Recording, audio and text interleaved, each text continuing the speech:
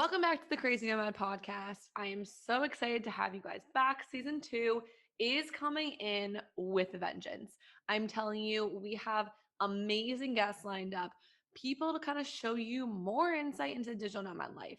And for those of you coming back from season 1, welcome back. I'm telling you, this season is going to be even better. And for all my new listeners, I'm Christina. I'm a digital nomad. I moved to Bali back in December of 2020, and I have been living the digital nomad life even during the pandemic and kind of giving you guys an insight into what it really looks like. Because when I've wanted to be a digital nomad years back before I quit my job in 2019, I always wanted to know what was life actually like. Like, it's great to see people's photos on Instagram. It's great to see their highlight reel of their life. But what is it like to live in these countries? What is it like to get there?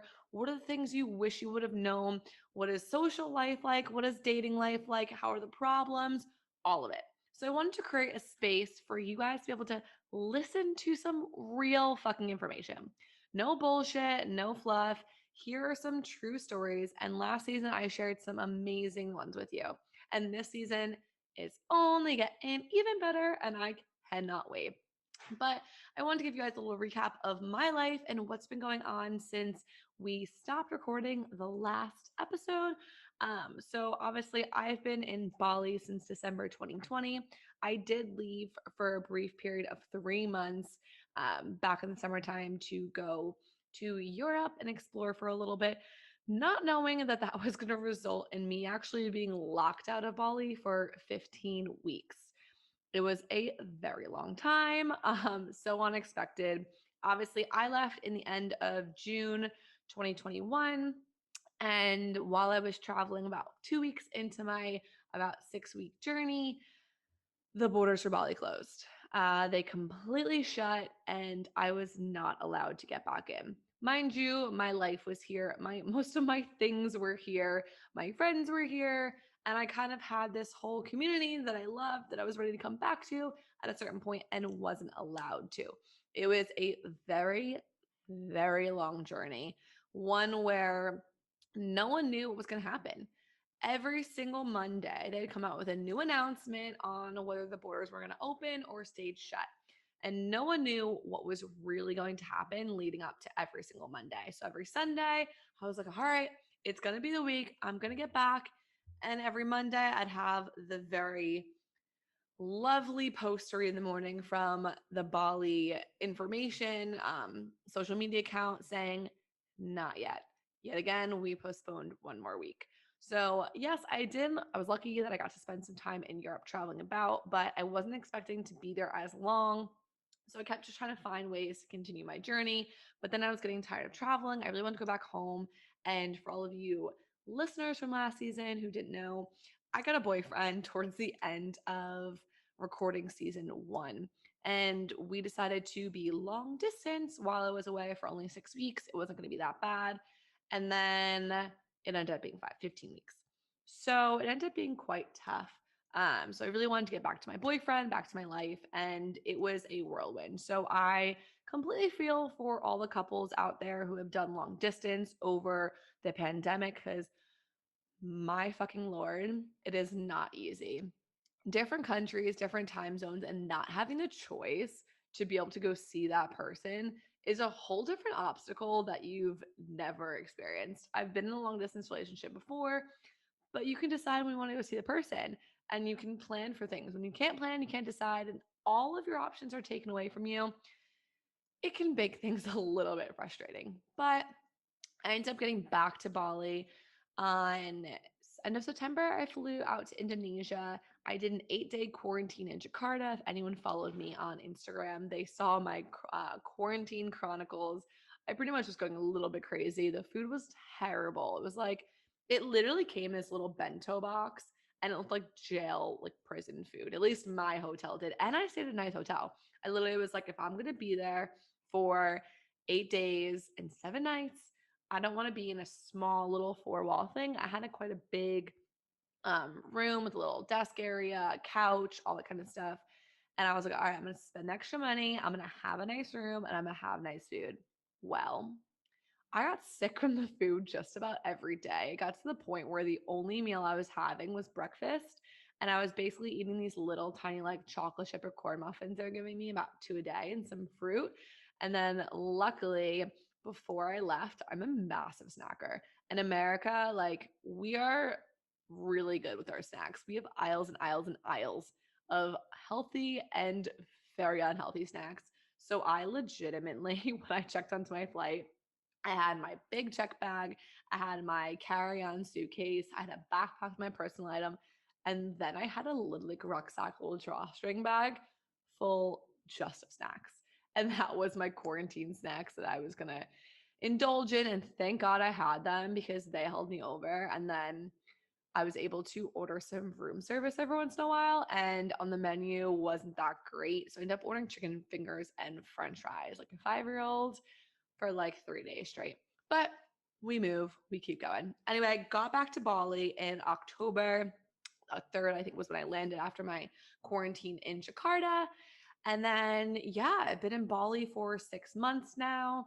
And it was such an amazing journey. It's so weird. So I did Bali for 6 months. I left for about almost four, since I got locked out. And then I came back for another 6 months. And the time I had between the two were so different. And Bali is a very magical place. Anyone who says like there is an energy or a magic about Bali, they're not lying. Bali, like they say, Mama Bali will take you in and Mama Bali will spit you back out. And it is really true. If you come to Bali for an extended period of time and you come to move here, and you leave being the same person you came into, I would be massively surprised. The amount of things that help you grow and the amount of people you're able to meet and different experiences you're able to have that you wouldn't have in many other places, because Bali has two completely different sides to it. You could go out and get absolutely shit faced every single night if you want to. And there's also a whole spiritual side of it where you can be completely sober, go to cacao ceremonies, go do Reiki. You can do all these spiritual cleansings, heals, and all these different things that are very out of the box in the normal Western world, I would say. So you can have a mix of both. And experiencing both, I definitely recommend. You have a whole different outlook and different worldly view of yourself, of everyone else, when you're like around all of this energy and spirituality and open mindedness all the time. And so when I came back this time, I took a little bit more of a back seat to partying. I definitely was partying a bit more my first 6 months. Um, and kind of wanted to just figure out exactly where I want to take my business, my life, what I really love to do, and who I wanted to be. And that was a really big one. And I think since doing all of that, I've really learned a lot, and Bali has taught me so much. And I kind of wanted to share some of the big things that I've learned while living in Bali. And number one would definitely be to like remain as open minded as you possibly can to people. People might seem a bit weird here, and there might be weird people you meet in your life at different places. It doesn't have to be just Bali. There's many different digital nomad communities or regular 9 to 5ers that have a completely different outlook on life and how they want to live, or the things they want to do in their free time, whatever it may be, their views. Be more open minded to them because you can learn so much from these people. The more you ask questions, the more you don't judge, and the more you kind of try and gain a little bit of their perspective, you're going to see like your brain's going to just go, oh my God, like piece of this actually makes sense, or a piece of this is interesting to think about. And the more open minded I got, and the more I started to kind of lean into who I wanted to be, regardless of who I who I was acting like or who I was beforehand, I was able to build this better version of myself. And I think being so open-minded and being more open to the spirituality of things and the woo-woo stuff that they say allows you to kind of open a bit of yourself that might have been more closed off. And I definitely think it's so worth it to explore. Start going into personal development. There are so many people in Bali, a lot of coaches and a lot of spiritual people. And the one thing I've learned from all of them is the more open you are to the woo woo, the more open you are to the personal development, the more you literally will develop. Like it is that simple. And personal development doesn't have to be for a spiritual woo woo person. Start reading some books, listening to some podcasts, meditate every morning. It doesn't mean you're a yogi to go do that. It means that you're just taking a step out of your own reality and increasing your awareness. And it's definitely recommended. And another thing I've really learned, and I think it was a tough lesson to learn, was that friends and relationships and mentors and people in life sometimes are only here for a certain amount of time. And what I mean by that is not everyone's going to be in your life forever. And as humans and with our, emotional side, I think that we have an attachment to people and we hope that someone we meet as a friend or a relationship or a business, whatever it may be, that they're going to stick around forever.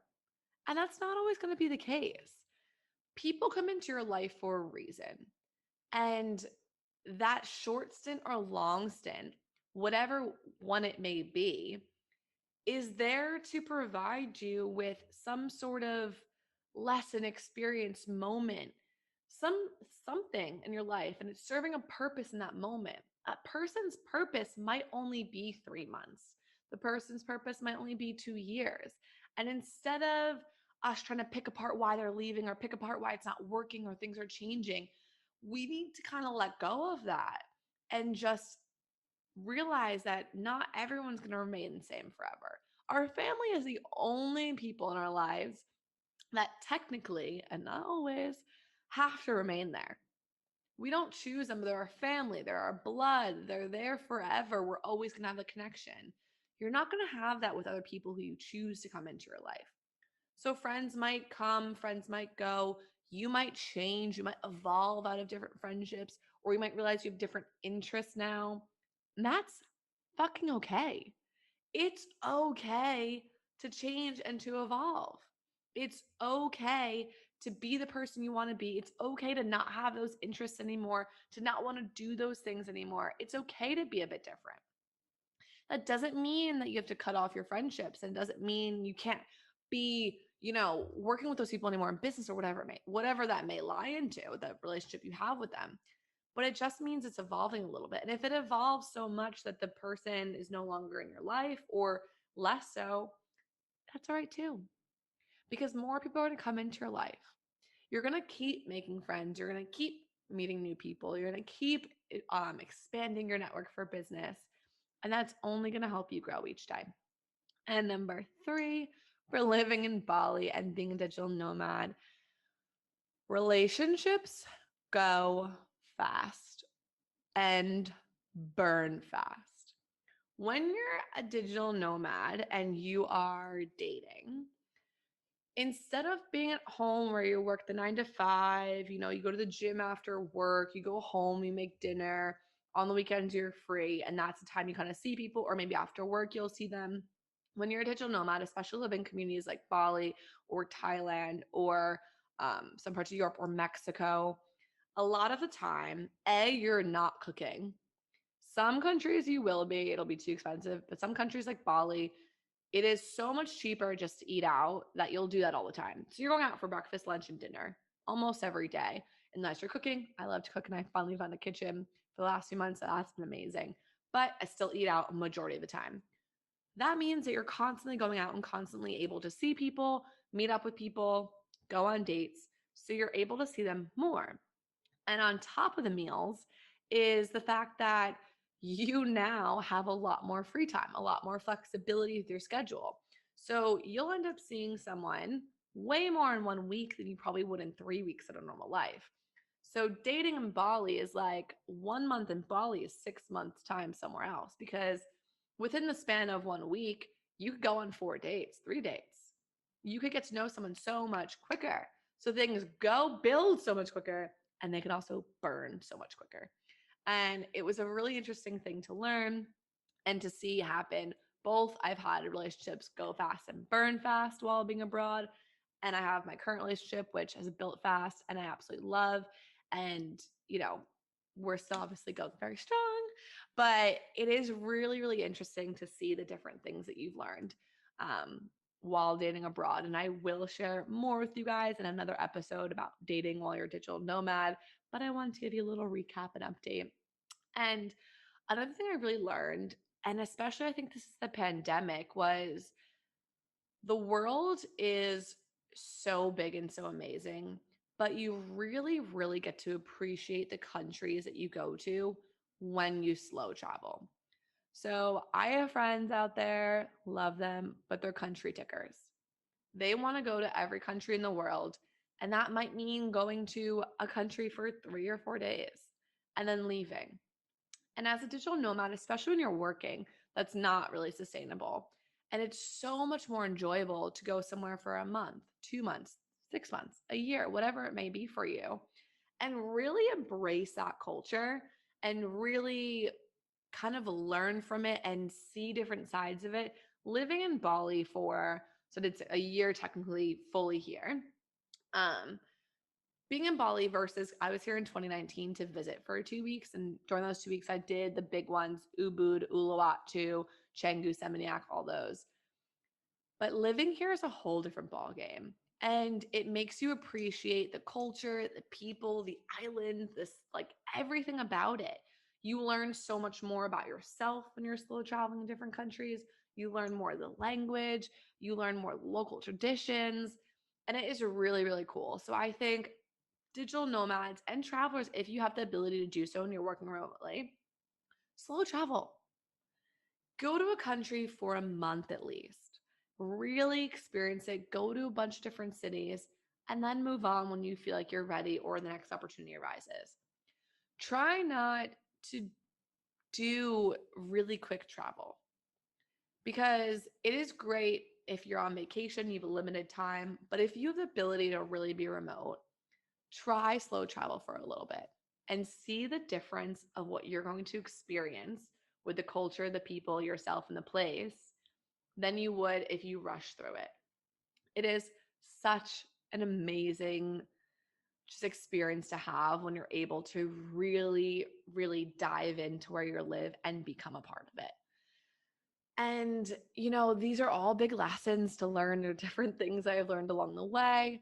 Obviously, like I said, I came back in October. It is now March. Yeah. Oh my God. I don't know how I forgot about that. It's now March when I'm recording this episode. It should be out soon. And just giving a little update on what's going on. So I am leaving actually in a few days, 5 days from Bali. It's so weird that my Bali chapter is closing. And the other day I was actually talking to my boyfriend's dad, who really actually gave me a new perspective on everything. Because I've been in Bali for a while now, and I started to get like that itchy feet of kind of wanting to get out and see somewhere new. And that happens to most people. It happens to a lot of travelers. You kind of, after a while, like, oh, I want to get back on the road because that's where our life is. And with the countries opening, the world reopening, pandemic calming down a little bit, it was time to kind of take the next leap and just go see the next place that was available for us. So as we were chatting about all of it, he stopped and he was talking to us and he was like, what's crazy is that you've experienced Bali in a way that you never will in your entire life again. This version will never exist. And this version was something that was a blip in time that you got to appreciate and that you got to experience that other people who didn't come here during the time will never know and never understand. And it really got me to sit and think. And I was like, wow, it is so true. Like, I'm so lucky and I'm so grateful for the life I have and the work I do that allows me to do this. And I'm also grateful for the chance I took on myself back in December. Actually, I quit my job for all my new lists. This was back in September 2019. Traveled for 6 months, was going to move to Australia for 2 years, had the working visa. 2 days before my flight to Australia from India, where I ended my travels, the borders closed, COVID hit the fan. I had to go home, figure out a new life plan, and then I made my way to Bali a couple months later. So that was my little backstory. But, I took a leap coming to Bali in 2020.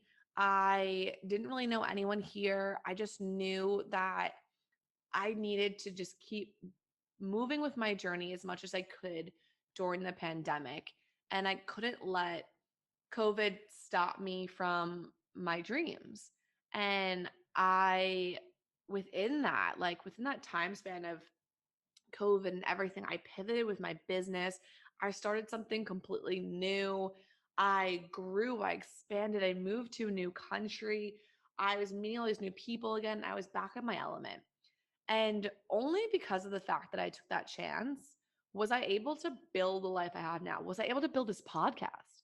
This podcast came about because of the fact that I moved to Bali. And if I never would have said yes to that, this podcast would have never happened. I wouldn't have had all you fucking amazing listeners. Like the messages I get from you guys, by the way, on Instagram talking about the podcast or how you listen to it, literally make my day, week, month, all of it. Like I love the fact that there are a community of you girls and guys who listen to this, who just want some insight into life as a digital nomad.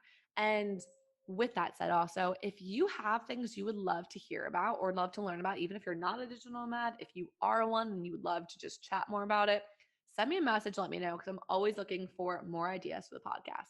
But back to my story, he did give me a really good perspective. Like the chance I took and the experience I had from there just goes to show that, it is scary the first step, or it's scary to take that big leap. And you might not know the steps ahead of you. You won't even see the full staircase leading ahead of you. But with each step you take, you're leading yourself up to the place you need to go. So it's like take that one scary step, might be a second one, a third, and keep going, and you'll be able to build the life you really want and you're able to go after your dreams. And now living in Bali, I have two different businesses that I love to death. I have this podcast that is my absolute favorite. I have new ventures coming on. I've met the love of my life, and we are now going to start traveling for the next few months together. And all of these things happen because I took a chance, and all because I stepped out of my comfort zone. And it's time for you to do the same. I'm telling you, it's going to be fucking scary. No one's denying that. I will never deny it. But you need to take that step because so many good things can happen. And now I was able to, like he said, experience Bali in a way that I'll never get to see again. And thankfully, because I don't want the world ever to shut down again, I don't want locals or anyone to ever lose businesses or monies or lifestyles. But seeing Bali in a quiet light in a way that's completely different than the normal tourism was a really interesting and beautiful experience. And it's one that I will forever cherish, probably for the rest of my life, to be honest, because it's opened so many doors for me. And I truly am so grateful. Like Mama Bali is an energy and spirit that lives here that is more than magic, more than I can ever explain. And now that people are coming in a lot more, it is getting so much busier for all my people who want to come to Bali and want to know if it's busy or if there's people here, there's things to do. Yes, it is. All the restaurants are open for the most part, bars, clubs, beaches, lots of people at sunset. There are so many solo travelers. So if you're a solo traveler, now is definitely the time to come. We've so many more people coming in now. There's visa on arrival, so you don't have to apply for a $250 6-month visa anymore. You can come for 30 days. And you can extend it, I think, up to 60 days, but you can come. It only costs about $25, I'm pretty sure, to enter the country, and it's quarantine free. So now's the time to come if you ever really want to come to Bali, especially because the growth of tourism will come, but it's going to be trickling in. And not to shit on anyone or anything, but Bali during the height of tourism is a beast. It is very busy. Um, Still enjoyable, but just extremely, extremely busyness, something you should be prepared for. So I would say if you have the chance, the money, and the time to go to Bali now, go after it. And with that being said, since I experienced Bali at a much quieter time, with it getting busier, I just feel like I'm ready to move on. I feel like I'm ready to kind of close my Bali chapter. I've met so many freaking amazing people. I have so many amazing friends here that I hope to see in the world again. And I've met my amazing boyfriend, and I feel like I'm kind of a new person. I feel more confident. I feel more sure of myself, and I'm much more happy and pleased with who I am. And I'm able to take on the things from my past, my current, and my future and move forward with a more self assured version of myself and a much happier one. And I think that'll relate to Bali. But next stop, not that it's gonna be quiet, but that's all right because tourism's back everywhere now, and that is reality, and I love that. But next stop, we're heading to Thailand. I am moving to Thailand for about 6 weeks, going to stay down in southern Thailand, based in Phuket, travel onto the islands and stuff, and just experience another Southeast Asian country. I've been to Thailand before. I've spent about 7 weeks there backpacking in end of 2019, early 2020. And I'm really excited just to see somewhere new, have some different experiences, and then we're headed off to Europe for the next few months after that. And it should be a really amazing ride. And I can't wait to really share it all with you guys. I'm going to be recording this podcast during all of that time period. So there'll be a lot to talk about. I'm going to have so many great guests on. We have super successful people. We have people who are just starting out. We have people with such inspirational stories. I have hilarious guests scheduled to come on here. And I really can't wait to share it with you guys. So I hope you're ready to tune in to a kick ass freaking podcast season. The Crazy Nomad is coming at you. It is back. I'm so excited to have it back with you guys. And yeah, keep listening. Get ready. Buckle up your seatbelt. It's going to be a wild ride. And I hope you're ready to join the Digital Nomad tribe and community. And if you're a part of it, welcome to another fellow Digital Nomad, because we are all really crazy nomads. But hope you guys enjoy the rest of your day and can't wait for the season.